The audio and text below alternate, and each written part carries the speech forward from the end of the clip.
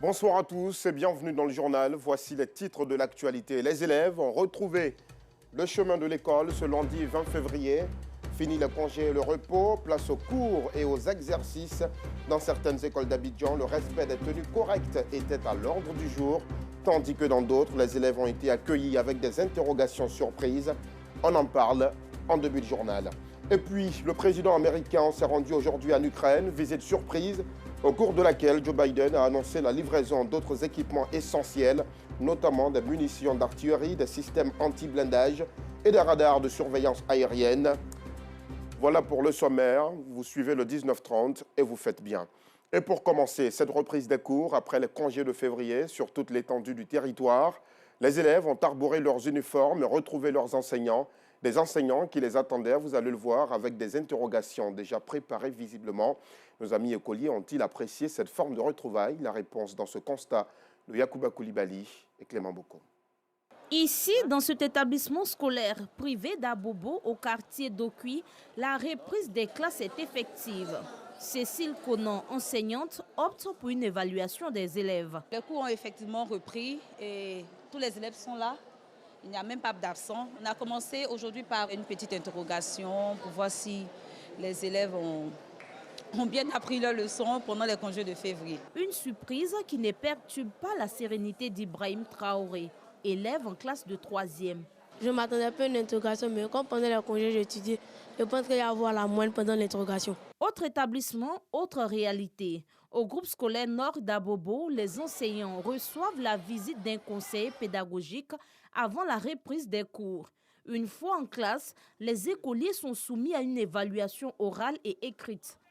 À la suite de quoi, responsables pédagogiques, enseignants et élèves donnent leurs impressions. Tout est en place, les enseignants sont là. Les cours ont débuté. La semaine qui suit, on va commencer les visites pédagogiques dans les classes, voilà, pour aider les enseignants et les élèves à mieux avancer. Après le premier cours une révision que je viens de faire avec eux, je constate que dans l'ensemble, ils ont toujours les mêmes notions qu'ils ont eu à assimiler et puis je pense qu'il n'y a pas d'oubli. Je suis contente de reprendre l'école parce que j'ai envie d'apprendre pour que ma maîtresse et mes parents soient contents de moi. À 500 mètres de cet établissement primaire public se trouve le lycée moderne 1 et 2 d'Abobo, où un accent particulier est mis sur le contrôle strict des tenues scolaires.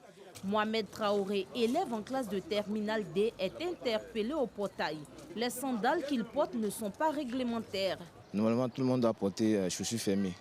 Bon, moi, il y a un problème au pied là, donc il ne peut pas porter chaussures fermées. C'est pour cela qu'il a porté tapette. Donc, arrivé là, il m'a demandé pourquoi je suis en tapette. Donc, il était obligé de lui expliquer. Comme Mohamed, Sephora Sidibé est refoulé pour une absence de macaron sur sa tenue scolaire. Le macaron, là, j'avais déjà collé.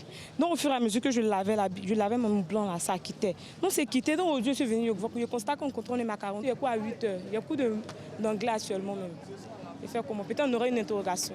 Pourtant, moi, j'ai déjà bossé. Si je ne rentre pas là, monsieur, ça ne va pas m'arranger. Un cas d'indiscipline que déplore Lucien Conan, vigile. Avant de t'inscrire, on te donne macaron.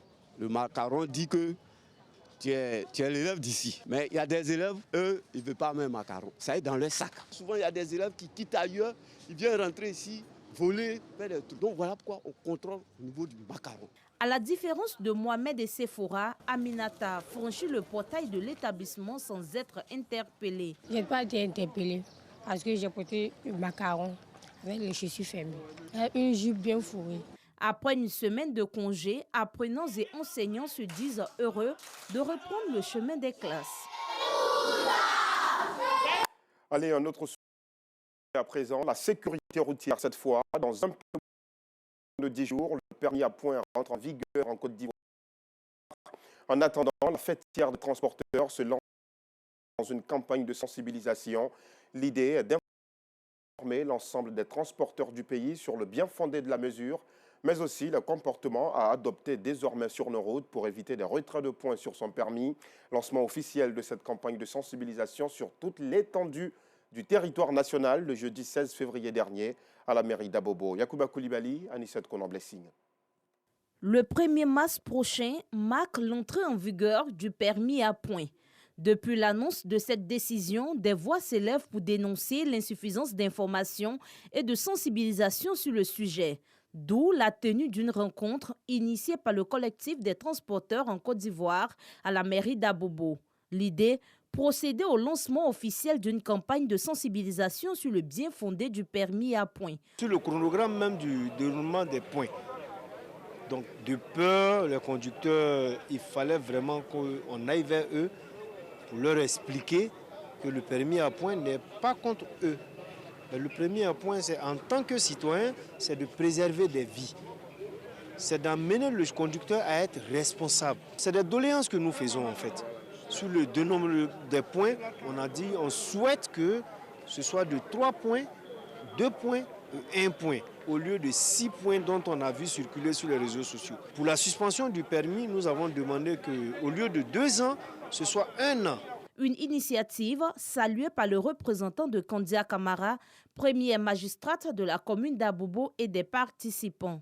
Je me réjouis de cette rencontre parce que une rencontre organisée par les acteurs des transports routiers, c'est le soutien aux actions du président de la République qui vont toujours dans le cadre du bonheur des Ivoiriens. Ils ont aimé, ils ont accepté et ils ont bien soutenu l'action gouvernementale. Parce qu'aujourd'hui, ça va réduire le nombre de morts. C'est le lieu de remercier le président de la République et son gouvernement, son premier ministre dynamique, par rapport aux ouvertures de frontières. Le permis à points, c'est quelque chose qui va venir assainir le milieu du transport, surtout les conducteurs. Donc nous apprécions et nous sommes partants pour cette décision. Le système du permis à points a été institué en vue de lutter efficacement contre le non-respect de la réglementation routière et particulièrement contre l'incivisme sur les routes. Ce système consiste à allouer un capital de 12 points à chaque permis de conduire. Ces points font l'objet d'une réduction automatique pilotée par la plateforme électronique du ministère des Transports en cas d'infraction commise par le titulaire du dit permis de conduire, constatée par la vidéo-verbalisation ou par les agents verbalisateurs munis de terminaux connectés. Ce capital de points peut être reconstitué par un stage de récupération dans un centre agréé ou automatiquement après une période de sursis 2 ans, pendant laquelle aucune autre infraction ne doit être commise. En Côte d'Ivoire, on célèbre toujours la paix, socle de notre unité et du progrès du pays. Dans le sud Comoé, la Confédération des associations féminines pour l'émergence fait de la paix son cheval de bataille. C'est tout de blanc vêtu que les femmes se sont retrouvées au carrefour jeunesse de la ville historique de Grand-Bassam pour marquer leur attachement au vivre ensemble et à la paix. En guise d'encouragement à cette valeur importante, la Fédération pour la paix universelle et le ministère de la Réconciliation y ont associé leurs images. Le témoignage de Clément Boko.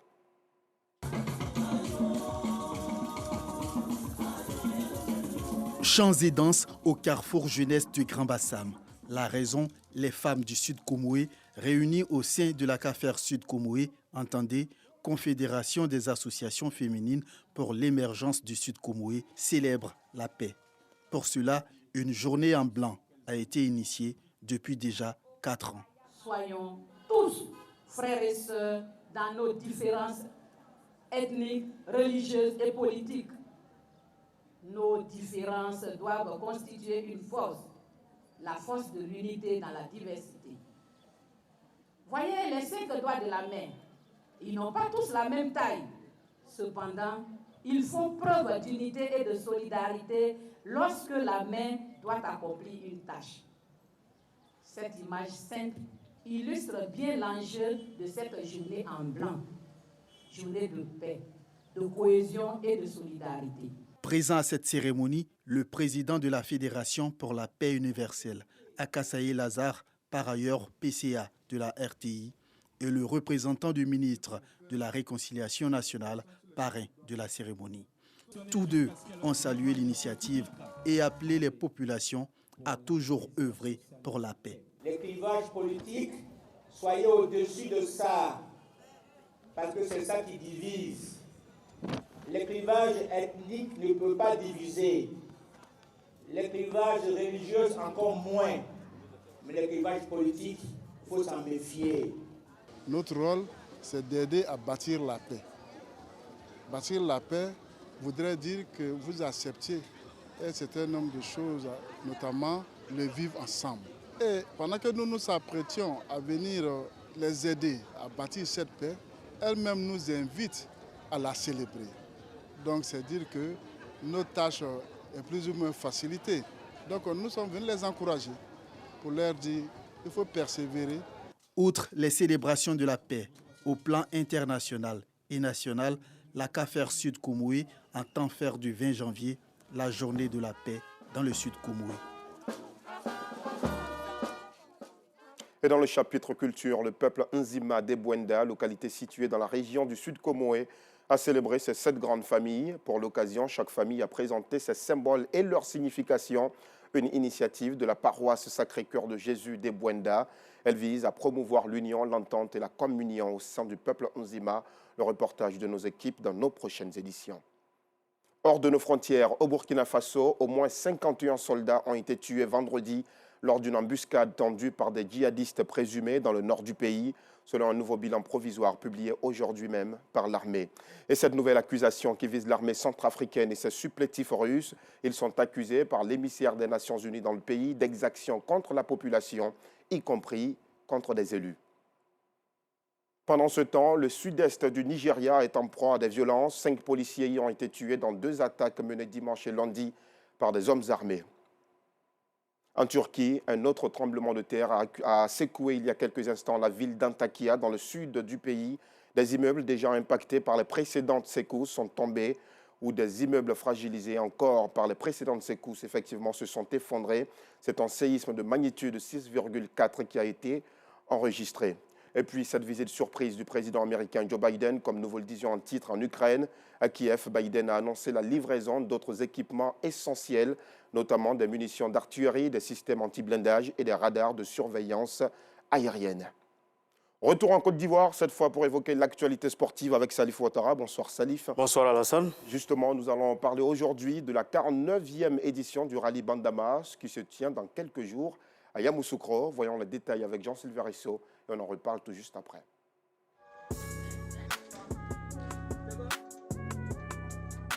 Sur 2 roues motrices, Ahmed Kanaté et Douaï Poté partiront à la conquête du 49e rallye Bandama.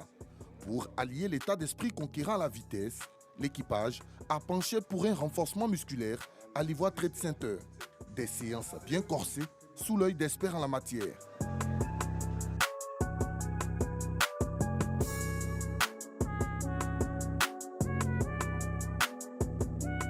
Après notre premier tour en voiture, nous avons ressenti des douleurs au bras et nous avons compris que s'asseoir dans le véhicule simplement pour conduire ne fera pas l'affaire. L'ONG Bloom nous a contactés et nous demande de porter les couleurs de cette ONG qui œuvre pour l'autonomisation des femmes.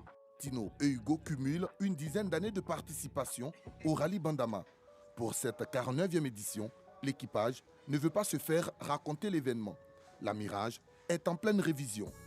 On va essayer, en fonction du déroulé de la course, d'être le plus haut possible en classement et pourquoi pas remporter la course.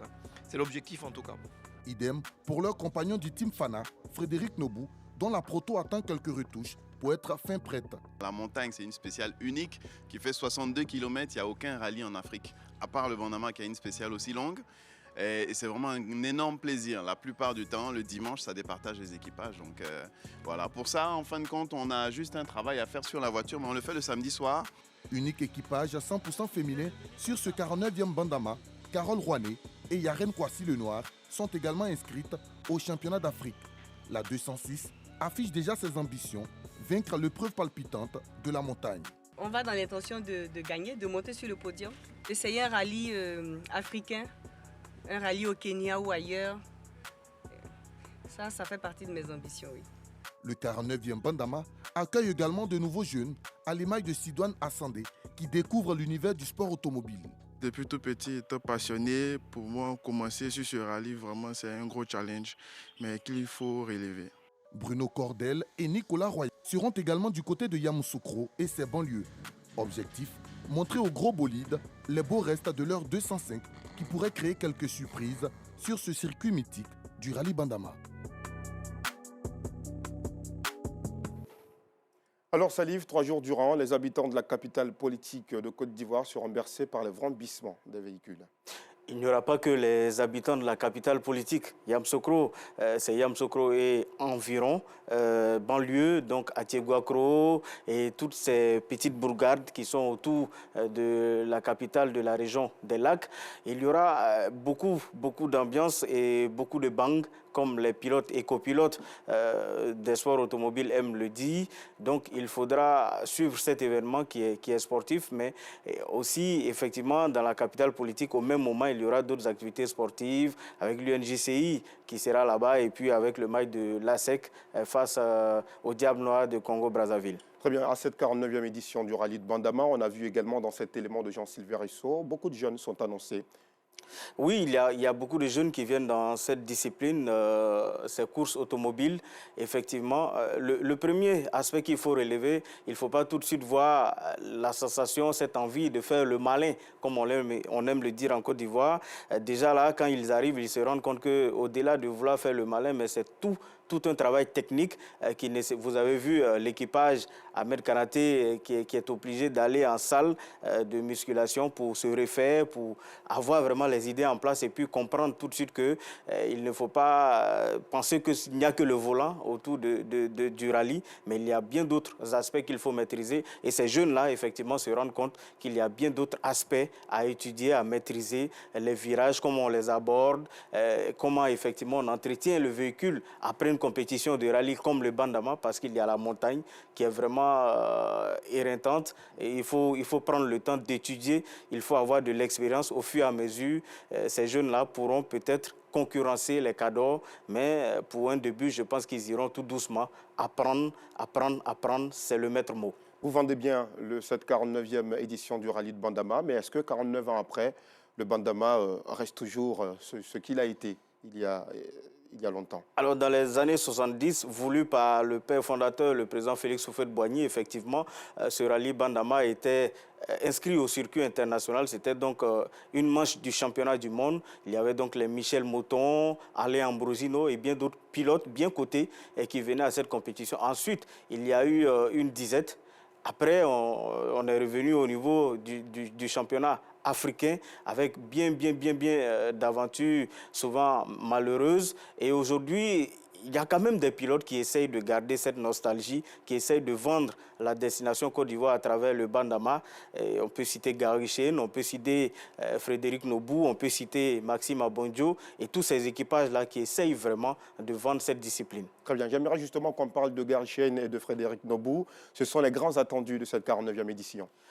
Oui, et ajouter à Maxime Abondjo, naturellement. Ce sont effectivement les grands attendus, surtout Gary Chen, qui est aujourd'hui le recordman de ce rallye Bandama. Il a plus de victoires. Après lui vient Alain Ambrosino, qui est le doyen, le cadeau de tous ces pilotes-là. Aujourd'hui, Alain est passé président de la fédération, mais Gary Chen, effectivement, est attendu comme l'un des favoris, d'autant plus qu'il n'y a pas d'internationaux cette année à cette compétition. Ils n'ont pas eu le temps de s'inscrire pour pouvoir participer au Bandama, qui reste quand même assez mythique pour les étrangers. Et donc, qu'est-ce que vous dites aux populations? Il y aura beaucoup d'attractions à Yamoussoukro. Elles doivent sortir massivement?